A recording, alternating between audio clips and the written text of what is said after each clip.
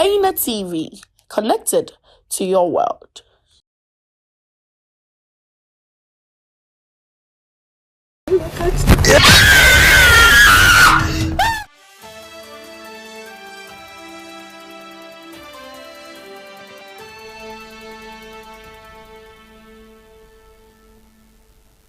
Good evening and welcome to another edition of Baina News Updates, coming to you live from Benab House, Atomic Junction, Medina. Well, there have been a lot of stories during the week, and here are some top stories of the week. The National Hajj Board signs an agreement with the Saudi Hajj Ministry to confirm Ghana's participation in the 2024 Hajj. Also, Ghanaians were scared to become NUFOR spokesperson, hence I chose a Belgian. This is by Nana Kwame Bediako. And in other stories, Franklin Kujo jabs government over the cancellation of Convention 2024. I'm Khadija Kubra Kayla, and remember you are streaming live on Facebook and YouTube at Baina TV. We'll be back shortly with details of the stories.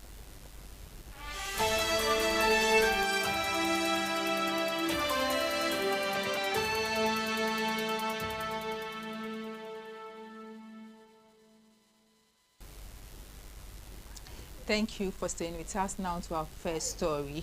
The chairman of the Ghana Hajj Board, Alhaji Ben Abdallah Banda, has signed a 2024 Hajj agreement with Saudi Arabia's Ministry of Hajj and Umrah.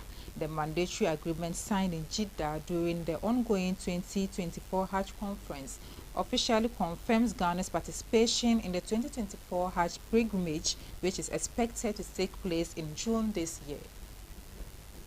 Hajj is one of the pillars of Islam which is performed annually in Mecca. However, the arrangement of performing Hajj is done at the governmental level, and this necessitates the signing of this agreement between the National Hajj Board and its counterpart in Saudi Arabia. With the agreement, Saudi Arabia's Ministry of Hajj and Umrah will now commence official engagement with Ghana's Hajj Board, which will include quota allocation to Ghana and other important engagement between now and the time of the Hajj. Speaking to Saudi media after the signing ceremony, Ben Abdallah expressed satisfaction at the signing and also expressed his gratitude to Saudi's Ministry of Hajj. He added that the National Hajj Board just signed agreement with the Ministry of Hajj. This indicates that Ghana is formally and legitimately cleared to participate in this year's Hajj. He expresses his sincerest and heartfelt gratitude to the minister, the prince, and to the king for their commitment to ensuring a successful Hajj last year and also ensuring that this year's Hajj becomes successful. The Ghana Hajj Board boss, who supervised his first Hajj operation last year following his appointment as chairman a few months to Hajj, said he had discussions with the Saudi authorities on ways to improve Ghana's experience.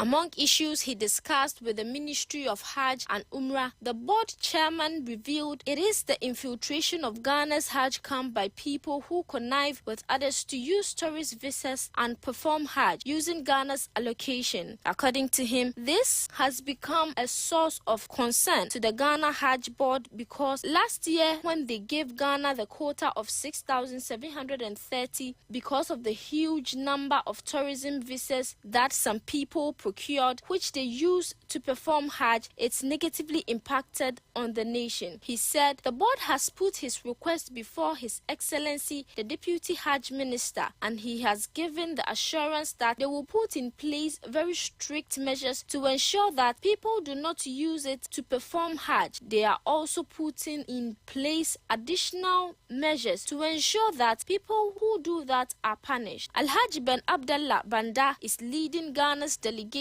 to the 2024 Hajj conference, which commenced on Monday and ended on Thursday, January 11th, 2024.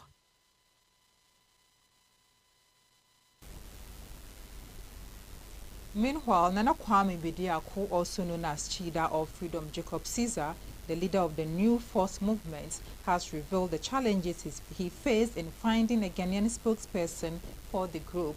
According to him, despite reaching out to several Ghanaians, none were willing to openly represent the force movement. Instead, they preferred to remain anonymous.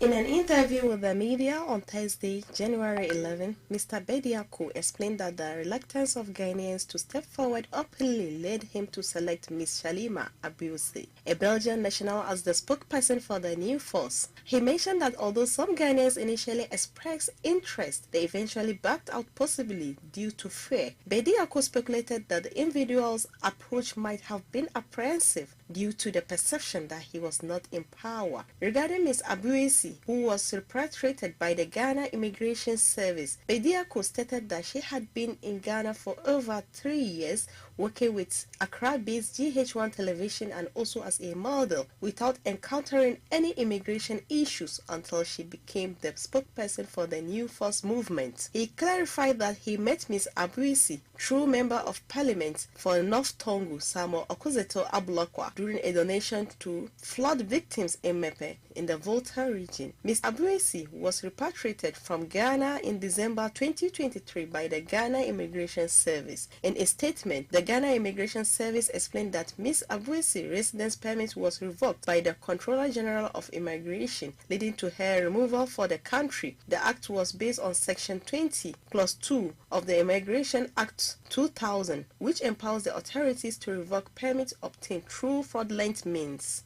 The Ghana Immigration Service investigation found that Ms. Abuisi secured a student permit through fraudulent misrepresentation, justifying under the aforementioned act, despite the Ghana Immigration Service's legal justification for their action. Chada claims that the service was unable to produce the alleged forged document of Ms. Abuisi.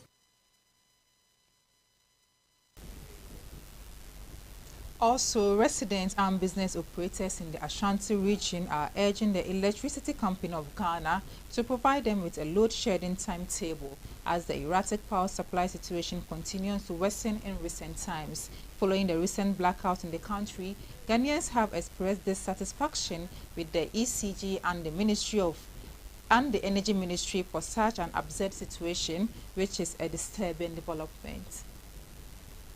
Key players in the industry, including the Institute of Energy Studies, have raised concern over the situation, attributing it to financial challenges. Speaking to the media, some residents in Kumasi, including business operators such as cold store operators, printing press operators, and saloon and barbering shop operators, explain how the situation has affected their businesses. According to them, they want a communication from ECG and a roster as scheduled previously, so that they will know when they will have electricity and when they will experience blackout, so that they acquire adequate fuel to power their generators. Meanwhile, Deputy Energy Minister Andre Japamesa has assured Ghanaians of 100% resolution to the challenge. According to him, what has happened over the past few days is that some obligation owed by GNPC to WAPCO was an issue. WAPCO threatened that GNPC made some initial payment, but it wasn't satisfactory. He added that they have requested the Ministry of Finance to top up, but they have not gone through some approval processes. He further stated that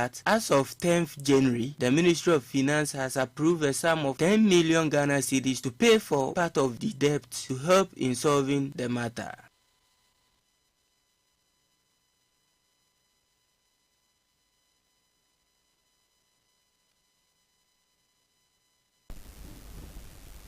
And now in health this week, leaders of the Rotational Nurses and Midwives Association have announced the group's intention to embark on a strike if the government fails to pay their allowances. Speaking in an interview with a sister station, the national president of the Rotational Nurses and Midwives Association, Jasper Joka, expressed disappointment in the government's failure to pay them.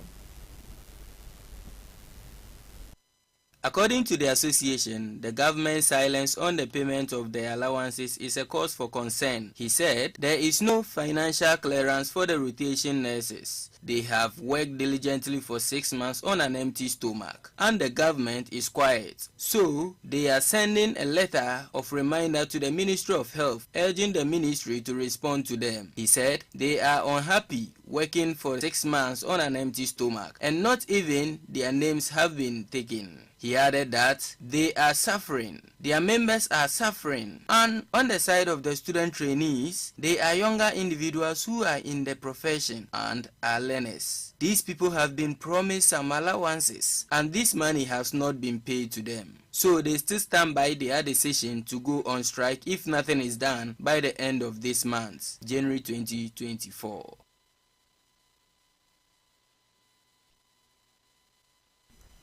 Still on health, the Renal Patient Association of Ghana has renewed its calls for the inclusion of renal treatment in the National Health Insurance Scheme. This follows growing concerns about the inability of many patients to afford the cost of treatment, promoting calls for tax waivers on dialysis consumables. Speaking in an interview with a sister station, the president of the association, Bafo Kojo Ahenkra, emphasized the need for a strategic approach to tackling the dialysis crisis. He said the government is supposed to take charge of dialysis like other countries are doing, but the problem is that the consumables are very expensive, and the kind of consumables Kolebu uses is expensive, so the best way is for the government to include it in the NHIS. He added that when they pay the National Health Insurance, it goes into the consolidated fund, and sometimes they do not make full disbursement for health coverage. That's why the scheme is not being functional at some health facilities. But once they include dialysis treatment in the scheme and make full disbursement for it, he believes it can be achieved. Some countries on the continent are doing it, and nothing should prevent Ghana from doing it too. And in other stories, President of Imani Africa, Franklin Cudjoe, has criticized the Nana Akufo-Addo government for preventing New Africa Foundation from organizing its widely publicized Convention 2024. The Pan-African event was originally scheduled to take place on Sunday, January 7, 2024, at the Black Star Square, coinciding with Ghana's Constitution Day, but was called off a few hours before the program. The organizers in a statement indicated that the government directed them to cancel the event at the last minute. The Diaspora Affairs Directorate at the Office of the President in a statement explained that it revoked its earlier decision approving the event to be held at the Black Star Square due to an unforeseen state event scheduled to be held at the same venue. In a Facebook post, President of Imani Africa, Franklin Cudjoe, expressed dissatisfaction with the government's action and explanation, stating that it contradicts assertions made by President Akufo-Addo. According to Franklin Cudjoe, the president in his Constitution Day speech promised to uphold individuals' liberties and guarantee freedom of assembly and association, but less than 5 hours after his speech, his office strangely sabotaged a licensed public event which a group of law-abiding citizens had put together, leaving thousands stranded as heavily armed security forces barred entry to the venue. He added that answer from the president's office that they had booked the same venue for an unspecified event was unreasonable, chaotic, reckless, and robbery.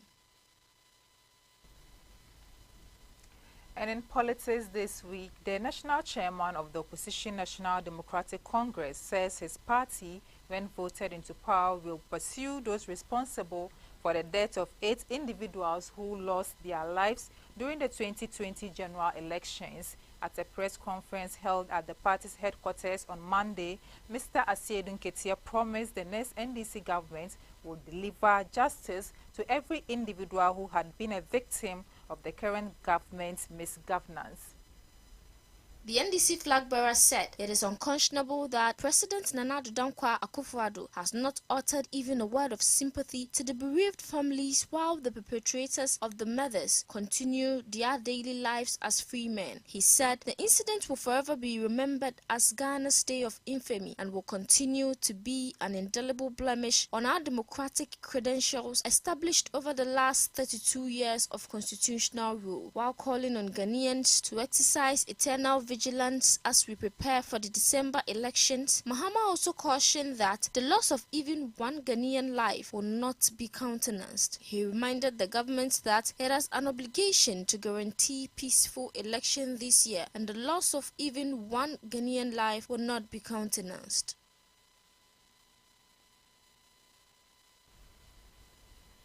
Also, Ghana Union of Traders Association has urged policymakers in the goods and service sector of the economy to reduce the cost of duty fees on goods, including shipping line charges, transportation costs, and utility tariffs regimes. In a press statement dated January 8, 2024, the association clarified that it does not have control over pricing in a liberalized economy, as businesses have the autonomy to determine the prices of their goods and services. Ghana Union of Trade Associations attributed the significant increase in goods in the country to taxes imposed on them and urged policymakers to reconsider such fees in order to stabilize the prices of goods and services. Recently, the Minister of Trade and Industry, Katie Hammond, expressed dissatisfaction with the increasing price of goods in the market, with a particular emphasis on the price of cement. The association further notes that businesses do not derive pleasure from unpredictable price hikes, and instead of blames the surge in the cost of doing business in the country as a main factor behind the rising prices, emphasizing issues such as high tariffs, shipping fees, transportation costs, and utility tariff regimes as impacts on the final price of goods. For this reason, Guta stated that the minister should have engaged with cement producers to find out the reason for the increase before publicly criticizing the price hike. Guta added that any attempt to create monopolies or engage in unfair business practices will not be tolerated, and appropriate action will be taken against those engaging in such behavior. Guta thus urged policymakers to address the issue of high cost and reduce unnecessary expenses to stabilize prices.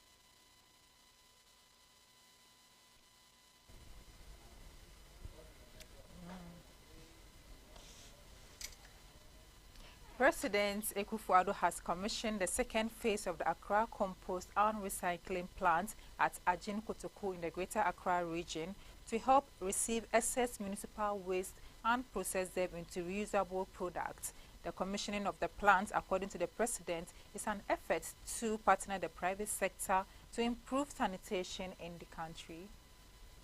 The second phase of the Accra Compost and Recycling Plant adds 1,400 tons line to the existing 600 tons facility, which will provide metropolitan, municipal and district assemblies within Greater Accra metropolitan area a viable and cost-effective alternative to dump sites, and increase the plant's capacity to bridge the existing gap of untreated solid waste within Greater Accra metropolitan area. The President, in a short statement to commission the plant, reiterated his administration's commitment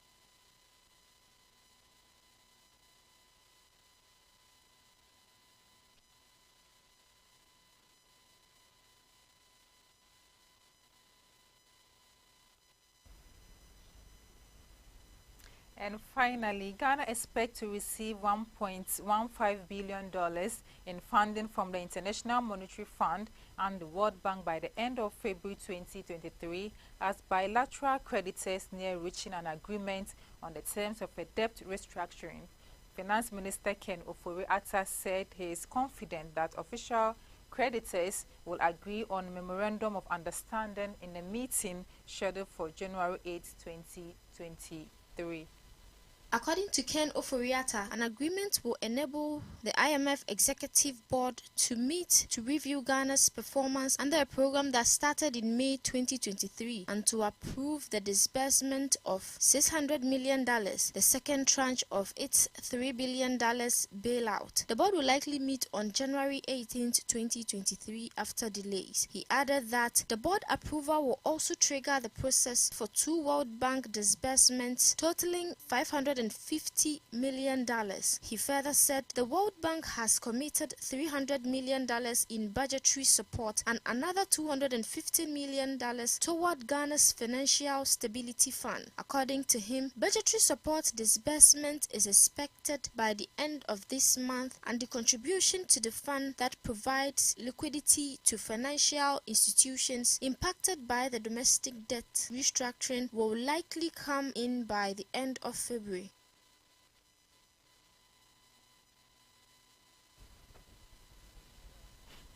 And this is all we have for you on our news. For more stories, log on to our website www.bayanamultimedia.com. I'm Khadija Tukubra Kayla, and have a good evening and do enjoy the rest of our programs.